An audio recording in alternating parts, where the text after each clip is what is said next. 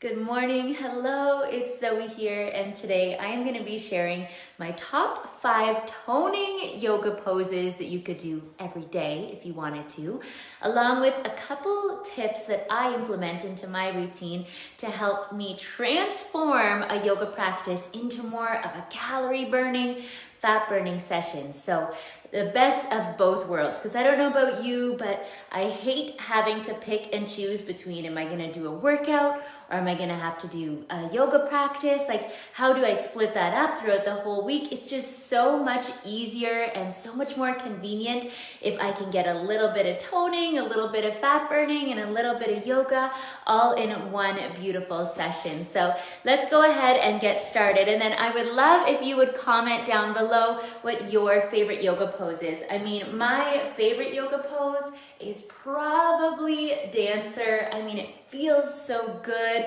It stretches and opens your chest, but that's not one of my top 5 toning yoga poses. So let's get into the first one. This is probably no surprise if you've been practicing with me for a while. You'll know that I love Warrior 2. Warrior 2 is the pose where we step our feet nice and wide, nice and far apart. The front foot is pointing straight ahead and the back foot is pointing to the long edge of your mat. From there, you stretch your arms out really long to the side, pulling your core muscles in, your shoulders back and down. Now, as always, what we put into it, we get out, right? So if you're just hanging out, not really focusing, you're not going to get much out of it. Whereas if you really focus on the length and the stretch, you'll get so much more. So Warrior 2 is my first one. And then we always incorporate movements into our practice here at Yoga Burn, and that's what helps us to really fire up the calorie burn, right?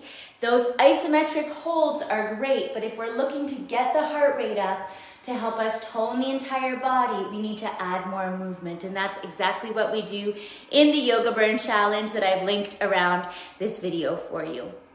Number 2, again, this is one of my favorite poses, and I would say that yes, I probably do a plank every day, maybe 6 days a week, maybe not quite 7. But plank in yoga, generally we go from the hands and we're pulling the core muscles in. Now, of course, there's so much we can do right here in this plank to create movement.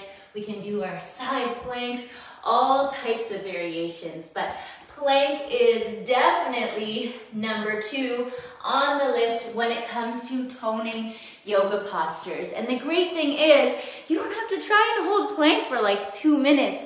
When you incorporate movements as well, that is when you really get to spend less time in a plank, but make it more effective. Because I know it's challenging on the brain, plank, just to hold plank for a long time can be kind of boring and kind of hard. That's why in all of the Yoga Burn routines, we really mix it up and have you doing all kinds of things in your planks to keep it fun, but also increase the effectiveness, which is great. Number 3, this is more of an isometric one here, and that is chair pose with a twist. So you stand with your feet right together. Let's see the best angle here. Bend your knees and tip forward with a nice flat back. And I usually say like you're gonna serve breakfast on your back. So we don't wanna have a round spine. We wanna have a nice flat back and a strong core. Option number 1 is you just bring one hand to the low back, the other hand to the outside of the thigh. That can be enough for many of us. For some of us, we may be okay wedging the elbow in front and doing the rotation and the twist. This is a great one because it works the thighs, the inner thighs as you're squeezing, the glutes, the core, the back, the shoulders. It is a full body movement and posture that really does help us to target and tone the midsection while also lengthening the spine and getting that tension release in the spine, which is so great. Number 4 is triangle pose, and this is one of my favorite yoga postures for working the core and the waist. and it's standing, which is great. So a lot of us think when we're doing core work, we need to be down on the mat in a plank or doing crunches, but there's so many postures within yoga that really help to work the core. So let's get into this one. Same setup as a warrior two, but your legs stay straight in this one. We stretch our arms out, take a big reach forward to that front leg, and then tip forward. Now, automatically, if you're doing it correctly, you'll feel your core muscles engage to hold you up and support you right here. Then, of course, we do arm movements. Some of you will have done the windmill variation. But so great for really pulling in this waist area and working the obliques so we get that little line right there. So that is pose number 4. And of course, these are just a few poses you could try if you're really wanting to get the best results possible. Then I highly suggest that you check out the link I've placed for you around this video and see the full 15-minute dynamic sequencing routine that really fires up your metabolism while helping us to trim down, tighten up, and get those benefits of yoga. Okay, we are on to the 5th and final one, and we have to do one that works the back of the body, not just the glutes, but also the muscles that hold us up straight all day in the back. This is called Locust. We lay all the way down on our belly, stretching our arms back behind us. From there, we give just a little lift to the leg, just a little lift to the chest, and reach the arms back. Now, a lot of times people will say, oh, this kind of bothers my back. If that's the case, focus more just on lengthening rather than height. So you want to think about stretching the crown of your head forward, stretching your tippy toes all the way back and creating length rather than trying to get up really high. So those are my top 5 exercises.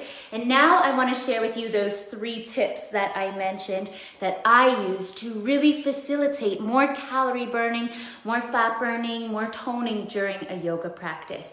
Because not all forms of yoga are great at burning calories, and it's totally fine. I mean, I love doing a super chill, restorative yoga flow when I have time. I mean, that feels amazing. But a lot of times during the week, I want to get that calorie burn and I want to get a little bit of an endorphin rush. I want to feel like I'm working to tone and tighten my body, but I also want to reduce stress, improve my flexibility, and take care of my body, mind, and spirit. And in order to do that, it does take some careful planning and some smart thought to that. So tip number 1 is to stay engaged. By engaged, I don't just mean engaging your muscles, I mean engaging your mind in the movement. And that is why I love actually following a yoga video, because I feel like it keeps me more engaged. If I was just to do some yoga on my own, oftentimes I find that my brain will start thinking about like, what's for dinner? What's on my to-do list? Am I doing this right? But when I'm following a yoga instructor like me, then I'm able to stay so much more engaged and present in what she's saying. Like, okay, I'm going to activate this portion of your body, focusing on this, focusing on that. She helps me, and usually I'm following myself, which I know is kind of weird, but she helps me to tune into where my brain should be focused so I stay engaged. Just by staying engaged, you're gonna burn more calories because you're active. Your whole body, your whole mind is in the moment, which is great for our body, mind, and spirit, of course. Then the next one is to keep moving. As I said in the routine I've linked for you around this video, we're always moving, and I use what's called dynamic sequencing.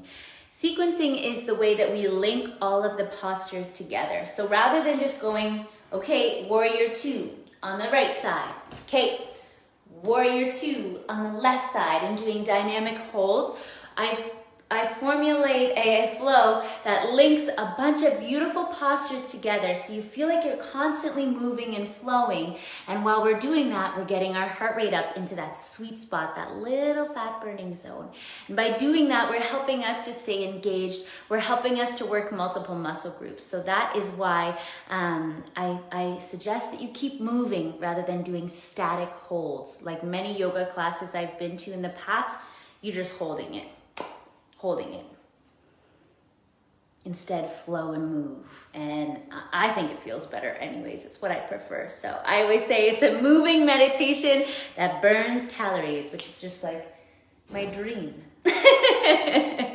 And then the third and final thing is, of course, if you want to transform your yoga practice into a fat burning, body sculpting routine, then I suggest that you follow a program that really takes you from week to week to week, workout practice, month to month, and keeps you flowing and progressing. Of course, if we just do the same thing over and over and over again, we're not going to get the results we're after. Our body is amazing. And our body has these beautiful systems that help us to adapt at all times.